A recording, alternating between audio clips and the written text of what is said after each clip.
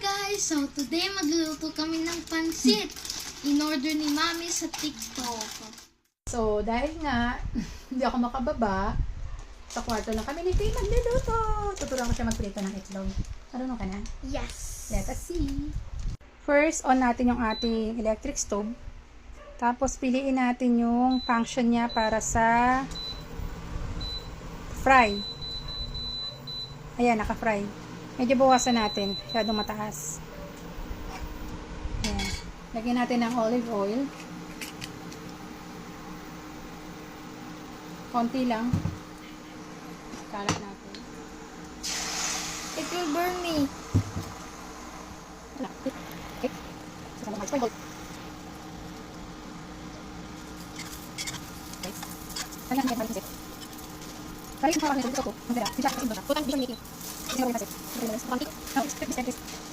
This is how these and supporters. Hindi kayo ito at mag-balance. Okay. Meron ako na. Okay. Hindi lang ito. Hindi lang sa small. Na para nang gusto ko sa where ko sa ano dito. Kaya namin. Kaya kwarto. Hindi gusto ko. Hindi mo rin gusto ko. Kaya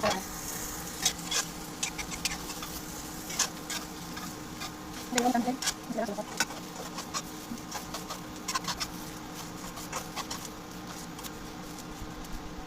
Okay, we are done with the eggs. Off natin yung ating stove. Ngayon, ihiwain natin yung egg.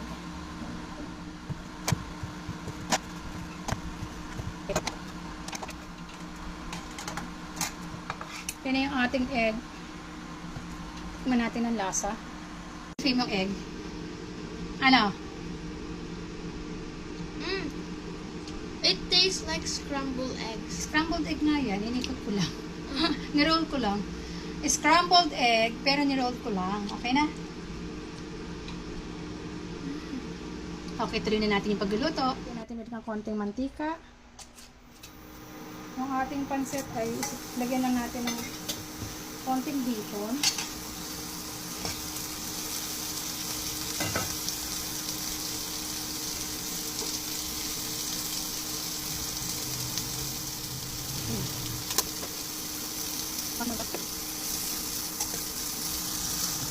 Yung sa gilid, lagyan na natin yung baboy.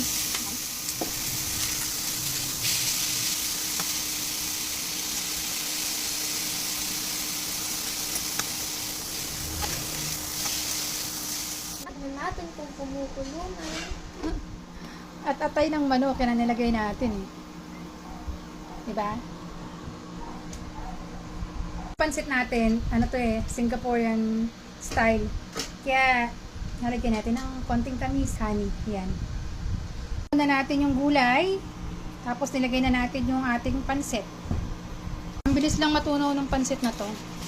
Ang napansin ko sa kanya, mabilis siyang matunaw. Kalahati tinisa go. Ayan o.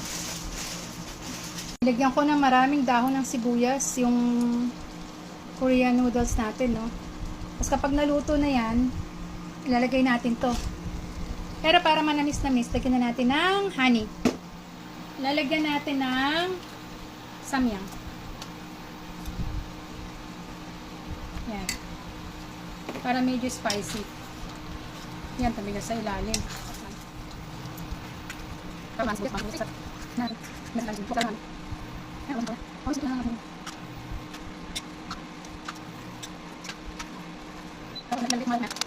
Ang gulay sa ibabaw.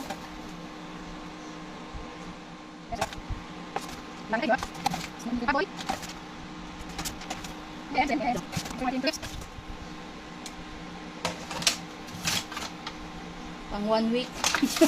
Kakainan talaga nito si Pim, ako sa kasi Ate Lisa. Kasi yung mga boys ko, di kumakain ng pansit. Mga Di ba? Archie. Makain niyo si Win. Si Win lang siguro. Ayan. Kita niyo po?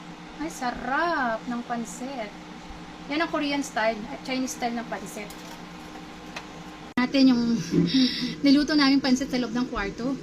Okay. Ayan. Kuha ka. Ayan, It's brown. ang init. Sando ka na sayo. Ayan. Cravings ko talaga to yung pansit na to.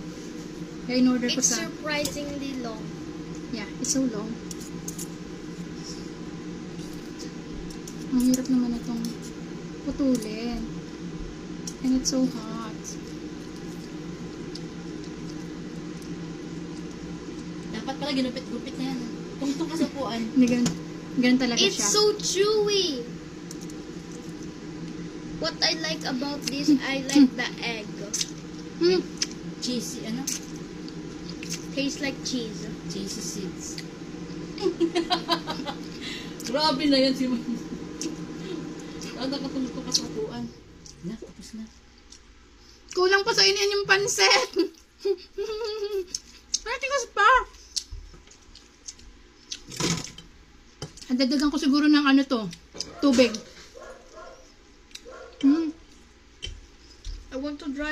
I want to try the shrimp. Sige. Pwede ko na yun? Nang wag. Lalagyan. Hap. Papakuloan ko na lang ng konti to. Gusto daw niya hindi na shrimp. I love shrimp the most. Hirap akong tumayo kasi naka-fixator. Isa kong 20 o kamalikot cream. External fixator, hindi dictator. External fixator. Shrimp. Pansit, kulang sa water, kulang sa pakulo.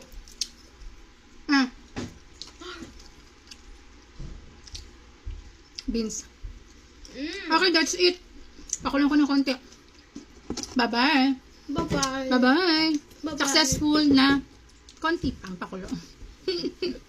Ang pansit, ililipat i-separate ni Ate Lisa yung lamas, yung Ganda ko dyan, ah. ingredients sa noodles, no? Okay? Kailangan pala kulong-kulo talaga.